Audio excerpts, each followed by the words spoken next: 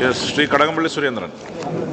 Sir, ഇവിടെ parliament തിരഞ്ഞെടുപ്പിന് മുന്നോടിയായിട്ട് സർ ഭാരതരി എന്നുള്ള പേരിൽ ഇവിടെ പരാമർശിക്കപ്പെട്ടതാണ്. 29 രൂപയ്ക്ക് തെരുവിൽ കൊണ്ടുപോയി കച്ചവടം നടത്തുകയാണ് കേന്ദ്ര ഗവൺമെൻറ് ഏജൻസികൾ.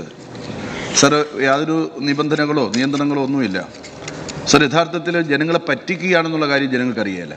2 രൂപയ്ക്കും 5 രൂപയ്ക്കും 10 രൂപയ്ക്കും എല്ലാം തന്നെ നമ്മൾ കൊടുക്കുന്ന അരിയാണ് 29 രൂപയ്ക്ക് കേന്ദ്ര ഗവൺമെൻറ് ഭാരതരി എന്നുള്ള നിലയിൽ വിതരണം ചെയ്യുന്നത്.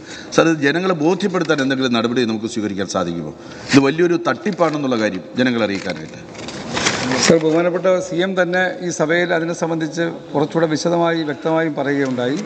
എന്തായാലും ബഹുമാനപ്പെട്ട അങ്ങ് സൂചിപ്പിച്ച 29 രൂപ എന്നുള്ള ആ രീതിയിലേക്ക് ഇതിൻ്റെ വില നിശ്ചയിച്ച് വിതരണം ചെയ്യുന്നത് അത് വസ്തുതകൾ ജനങ്ങളെ ബോധ്യപ്പെടുത്താൻ ആവശ്യമായ നടപടി സ്വീകരിക്കുന്നതാണ്.